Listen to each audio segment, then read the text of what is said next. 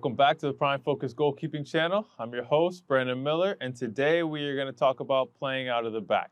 Now, as goalkeepers in the modern game, we have to be really good with our feet. We have to be able to play pinpoint accurate passes from 5 yards, 15 yards, even 50 yards away. All right, so today we're going to talk about 3 key aspects of playing out of the back that's going to help you be more comfortable and confident as a goalkeeper when you receive the ball at your feet.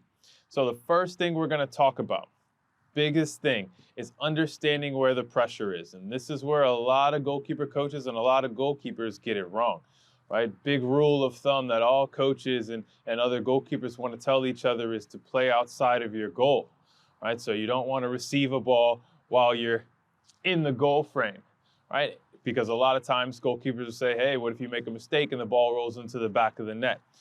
So I understand the reasoning, but a lot of times we're talking about not receiving the ball right on your line, right? But when you're understanding where the pressure is, that dictates where you go as a goalkeeper to receive the ball. So I don't really tell my goalkeepers don't receive the ball within the goal mouth because I want my goalkeepers to be confident to play with their feet wherever, right? But the biggest thing is they have to understand where the pressure is coming from because that dictates where they need to go.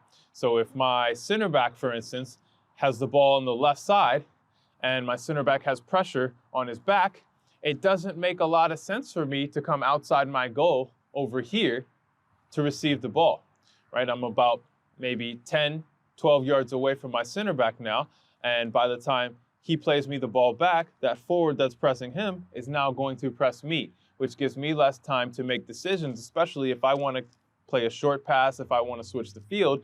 Now I'm feeling more pressure because I don't have as much time.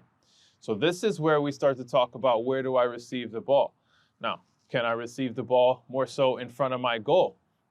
It requires communication between myself and between my center back and an accurate ball from him as well, right? But it also helps to relieve pressure, give me more time to make a decision, take a good touch, and play out. Now, this doesn't make sense if there's pressure from the middle as well. Say my center back's being pressured, they've got a striker that's coming to pressure. If I'm standing here and now my center back has to play a 15 to 20 yard ball, that's going to take a little bit more time to get to me. By the time that ball gets here, that striker is going to pressure me and it's going to be a really tough situation. So it's about understanding where the pressure is.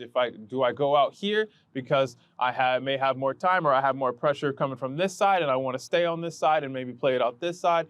Do I want to come into the middle a little bit more and maybe I want to find someone down the middle? I want to take a touch and play down the middle, or I've got a little bit more time? Or do we have more time as a team? There's not a ton of pressure except for on that side.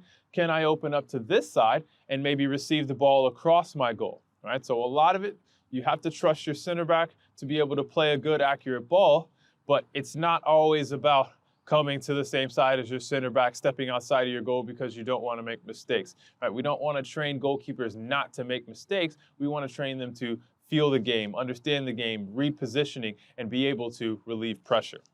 So that's tip number 1, understanding where the pressure's coming from. And that's going to lead into tip number 2, your first touch. Right? Your first touch is crucial when playing out of the back. So say I do come onto this side. Pablo's got pressure on him. Pablo plays in the ball here. That striker's coming to me, and I take that touch and it gets stuck under my feet, right? Now it's going to be a lot more pressure coming on me because I've got to take an extra touch. I've got less time, and now I've got to figure out a pass where I want to play the ball versus in the situation that ball comes in, can I deal with the ball out of my feet, and now I can pick my head up. And whether I want to play it in the middle, do I want to play it to my opposite side, outside back, or do I just want to clear the ball up the field? Your first touch is crucial, right? If you get that touch stuck under your feet, you're going to start to feel more pressure. It's going to make it more difficult for you to pick your head up and find a pass, recognize where your teammates have moved and where you need to play the ball. So understanding where that first touch is. And so a couple of things with the first touch.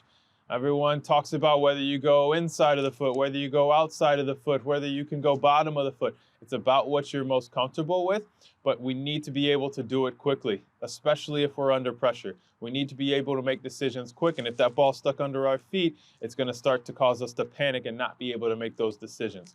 So we talked about where your positioning is, whether I'm going to be outside of the goal, inside of the goal, where the pressure's coming from, what my first touch looks like, how do I get it out of my feet. There are times when that ball comes in and I do need to keep that ball a little bit tighter, right? I need to be able to keep that ball here, touch and play quick, as opposed to getting out of my feet so I can drive a little bit further. Or there's sometimes when that ball comes in, I need to take a negative touch, right? A negative touch allows me to open up the angle, it gives my defender a time to open up the angle so then I can play them at a better place, right? So there's positives and for each type of touch, it just depends on the situation that you're in. So that leads us to the third point of making that decision where to play, whether we want to play short or whether we want to go beyond the defense and drive that ball a little bit longer. And again, a lot of that is dictated by the pressure, right? There's times where we're going to have a lot of pressure coming on to us and we just want to relieve that pressure by going over top and maybe finding an outside back, maybe finding a winger or just driving the ball long and getting our team up. But there's going to be times where we want to be able to play through them, right? So you have to be able to read where the defense is. And what's going to help you is understanding where the pressure is, so then you can know where you need to position yourself, understanding where your first touch goes. If you get a good first touch, can I pick my head up and start to see the options, whether it's driving long, whether it's playing in the middle, right? But that decision is determined a lot by the first two steps that you're going to take, where you're going to position yourself and the touch that you take. So those are our 3 tips, right? Understanding the pressure, where your first touch goes, and then that decision-making process of do I want to play or do I want to go beyond, right? Those are the 3 things that are going to help you play out of the back a little bit quicker. It's going to make things a little bit more smooth for your team, a little bit more confidence for you. So think about those things, start to implement those in your training sessions on a consistent basis, and I think you're going to start to feel more confident playing out of the back when you're in games. That's all we got for playing out of the back right now. We'll talk a little bit more about it in the future, but until then, stay focused.